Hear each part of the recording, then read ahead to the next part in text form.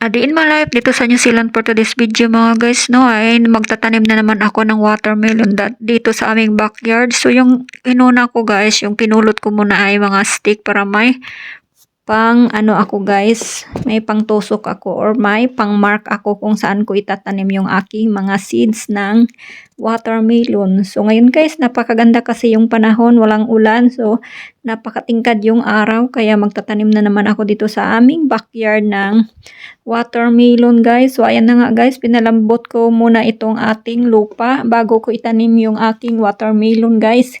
Kasi itong watermelon na to guys ay napakasarap nito, napakatamis at napaka-juicy. Tapos wala pala siyang seedless pala siya. Kaya ang sarap itanim. So ito na nga yung itsura ng ating watermelon guys. So ito na yung kanyang seeds.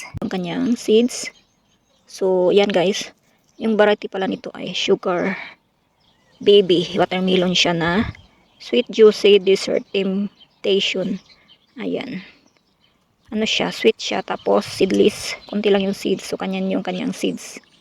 Kaya napakamahal nitong watermelon na to guys, kasi kukunti lang talaga yung kanyang seeds. So ngayon guys, ganito na yung aking pinagtaniman guys, so tingnan nyo. May mga paso, kasi para alam natin kung saan natin sila didiligan. So ngayon guys, dito tayo magbubutas.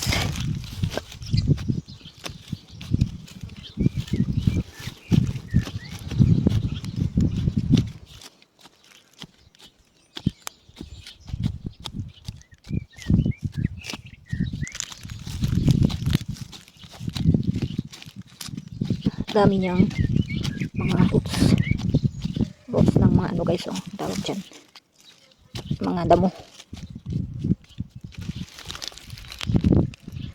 Buti na yung ating seeds. Gay ko 3, tapos sa kabila 3 din. Yan.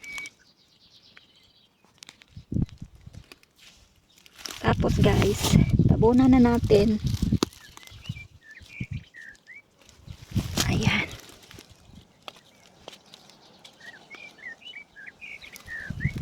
Lagyan natin ng basok.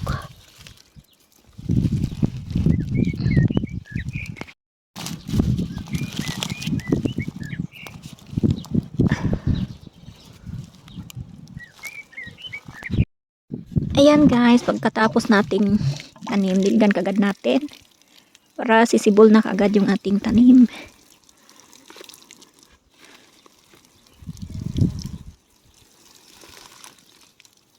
Ayan, tapos na yung ating pagtatanim ngayon.